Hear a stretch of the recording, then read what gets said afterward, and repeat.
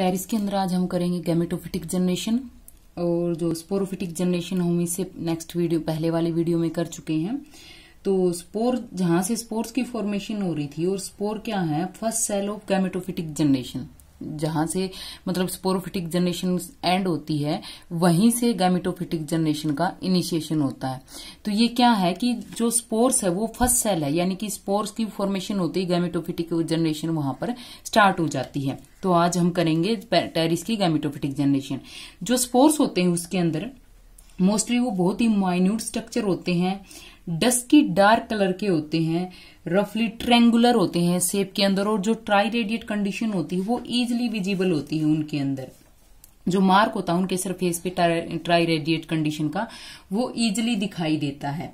ये क्या होते हैं, 2 लेयर से कंसिस्ट होते हैं। जैसे कि आउटर लेयर जो होती है थिक होती है वो एक्जाइन होती है, जिसको हम एक्जोस्पोर भी बोलते हैं, और जो इनर लेयर होती है वो होती है एंडोस्पोर, जिसको हम इंटाइन भी बोलते हैं, जो कि थिन होती है। और इसके अंदर क्या होता है, सिंगल न्यूक्लियस होता है, और साइटोप्लाज्म होता है जो फिल्ड होता है रिजर्व फूड मटेरियल से। क्योंकि अगर स्कार्सिटी पीरियड आता है तो उस टाइम वो फेब्रल कंडीशन तक ग्रो कर जाता है, सर्वाइव कर जाता है। वहां से जब स्पोरोफिटिक जनरेशन से वहां से स्पोर जो अराइज हुआ था, या स्पोर जब जर्मिनेशन करेगा, तो स्पोर जर्मिनेट करके एक प्रोथैलस की फॉर्मेशन करेगा।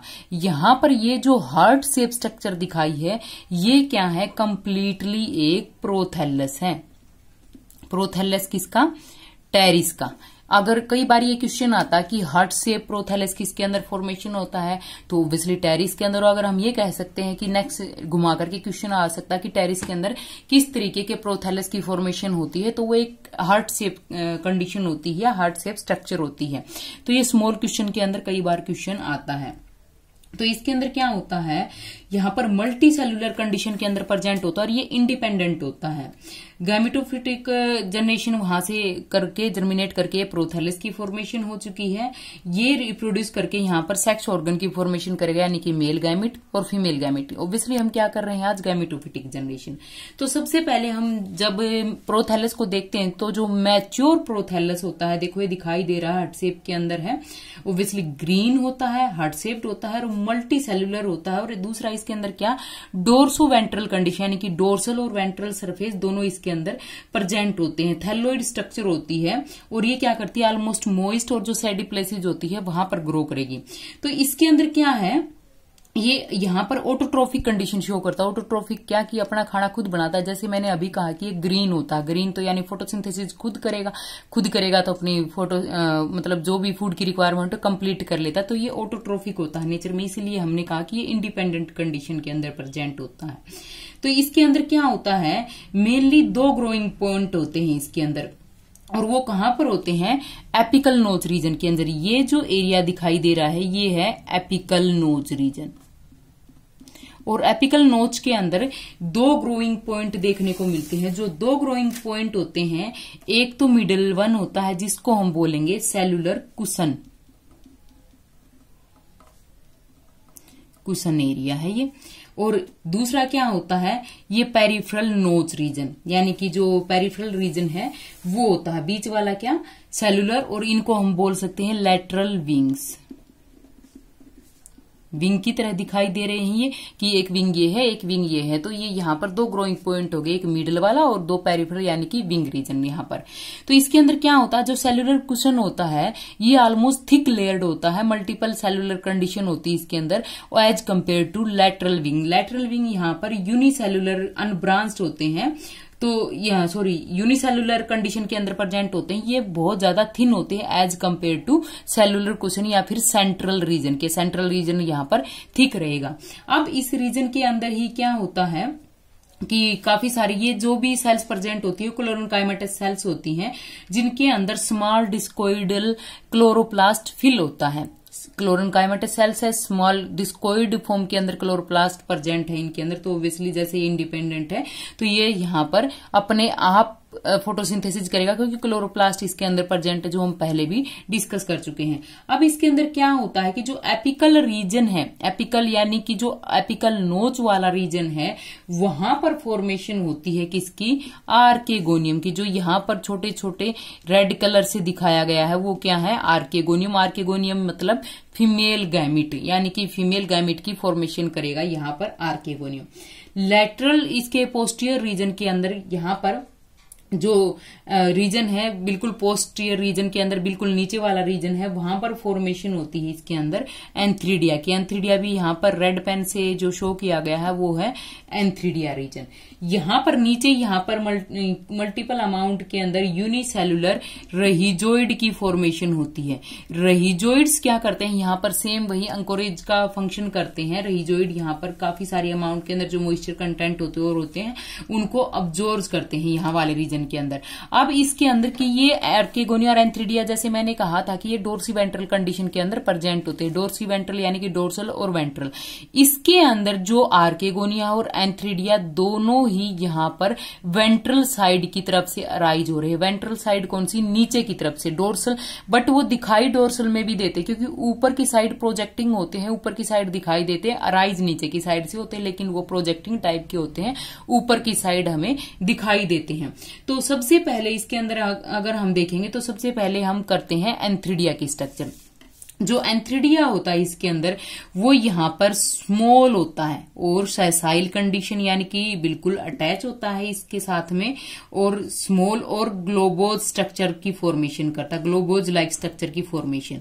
और इसके अंदर 3 टाइप्स ऑफ सेल्स प्रेजेंट होंगी पेरिफेरल रीजन पे। ये कवरिंग जो है इसकी किसकी, एंथ्रीडिया की, वो क्या होती है, 3 तरीके के जैकेटेड सेल से अराइज होती है। 3 तरीके की कौन सी, यहाँ पर ये वाली। अब ये कहेंगे कि हम तो 1 2 3 4 5 दिखाई दे रही है, नहीं, ये पेयरिंग के अंदर की। यहाँ पर अगर हाफ करते हैं तो इसके अंदर ये क्या है, first ring cells, first ring cell.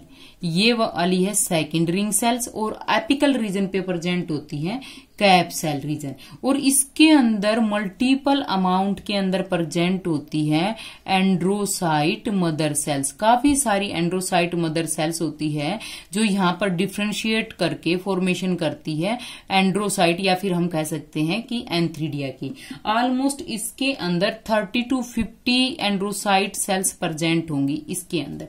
First ring sales जो इसको जैकेटेड सेल्स है, ये कंप्लीटली हम इनको बोलते हैं जैकेटेड सेल्स। और जैकेटेड सेल्स इसके अंदर 3 टाइप से प्रेजेंट है, first ring cells, second ring cells और कैप सेल्स। इसके अंदर क्या होता है, जो एंड्रोसाइट्स है यहाँ पर जब मैच्योर कंडीशन के अंदर होती है, यानी कि इनके अंदर एंथ्रोजोइड की फॉर्मेशन हो चुकी होती है, तब ये एक्सटर्नल वाटर इनके कॉन्टेक्ट में आता है, और वहां पर जो जैकेटेड सेल्स होती है, यानी कि first ring cells, second ring cells और कैप सेल्स, यहाँ पर तीनों तरीके की सेल्स वाटर को अब्जॉर्ब करती हैं।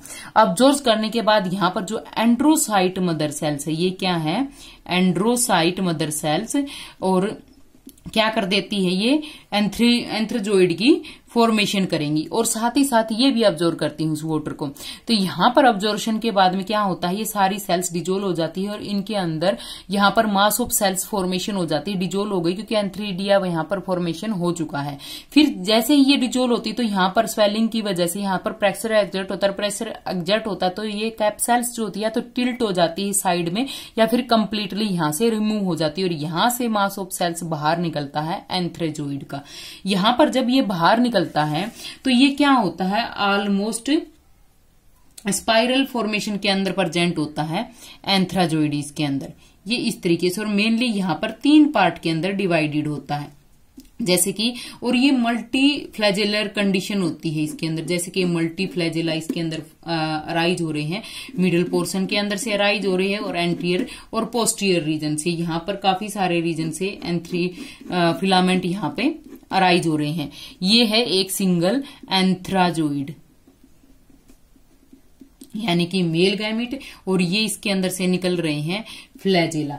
अब इसके अंदर क्या है, यहाँ पर जब एडहेसेंस हो चुका है तो हम ये देखते हैं कि 3 पार्ट के अंदर डिवाइडेड है। फर्स्ट यहाँ पर मोटर अपरेटस यानी कि एंटीरियर रीजन होता है जिसको हम बोलते हैं, तो उसके अंदर मोटर अपरेटस होते हैं और उसके अंदर माइटोकॉन्ड्रिया और बसल ग्रैनुल्स होते हैं जो फ्लैजेला को बियर करते हैं, मल्टीपल फ्लैजेला को बियर करते हैं। मिडिल पोर्शन यहाँ पर क्या होता है जिसके अंदर न्यूक्लियर अपरेटस, न्यूक्लियर पोर्शन होता है जो सराउंड करता है, साइटोप्लाज्म से कवर्ड होता है, और जो पोस्टीरियर रीजन होता है वो होता है वेसिकल रीजन। ये यहाँ पर वेसिकल की फॉर्मेशन हो, और इसके अंदर फैट ग्लोब्यूल्स होते हैं और 4 से 6 यहाँ पर प्लास्टिड्स भी प्रेजेंट होती हैं। तो ये इसके अंदर है एंथ्रोजोइड की स्ट्रक्चर। नेक्स्ट इसके अंदर है एंथ्रोजोइड की फॉर्मेशन थी ये, और आर्केगोनियम की। आर्केगोनियम की फॉर्मेशन जो ऑलमोस्ट हम ओरो के अंदर देखते हैं ऑलमोस्ट वैसी ही फॉर्मेशन होती है। 3 पार्ट के अंदर डिवीजन होता है इनका, वेंट्र सेल्स, नेक सेल्स और एग सेल्स।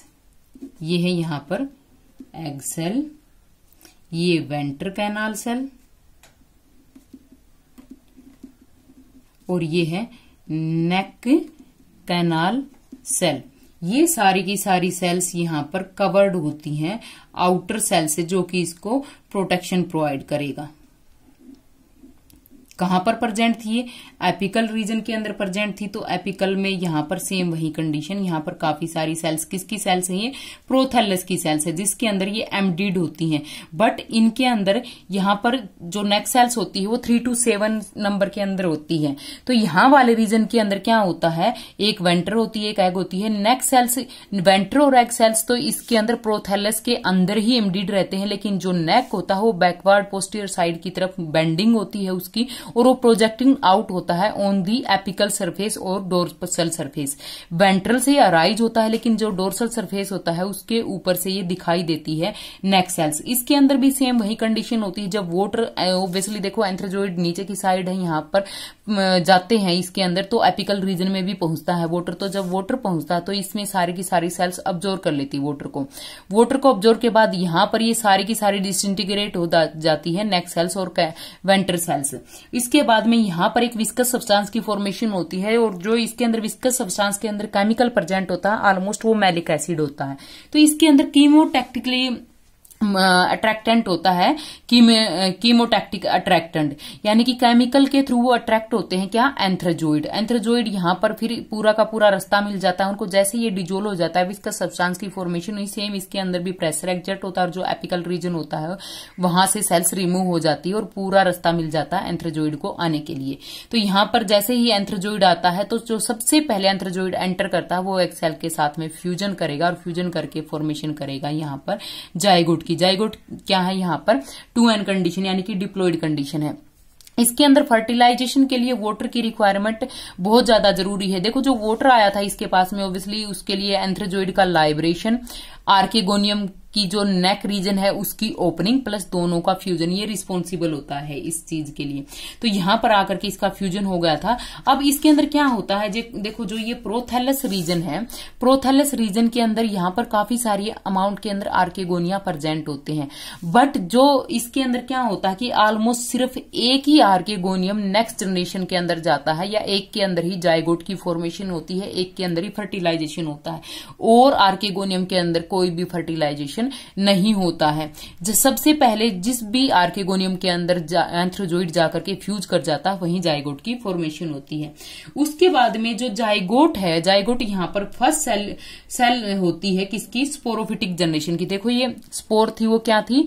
गैमिटोफिटिक जनरेशन की फर्स्ट सेल थी। अब गैमिट के फॉर्मेशन के बाद फ्यूजन के बाद में आया जाइगोट। जाइगोट क्या होगी? फर्स्ट सेल स्टेज किसकी होगी? स्पोरोफिटिक की। दोबारा से वही अल्टरनेशन ऑफ जनरेशन चलती रहती है इसके अंदर, दोबारा से सेम कंडीशन। अब इसके अंदर क्या होता है, आर्केगोनियम के अंदर वहां पर क्लीवेज और डिफरेंशिएशन होता है और एक यंग स्पोरोफाइट की फॉर्मेशन होती है। बट जब ये यंग स्पोरोफाइट कंप्लीटली, जब ये इसके अंदर क्लीवेज और डिफरेंशिएशन होता है ना, कंप्लीटली डिपेंडेंट होता है गैमेटोफिटिक यानी कि प्रोथैलस के ऊपर।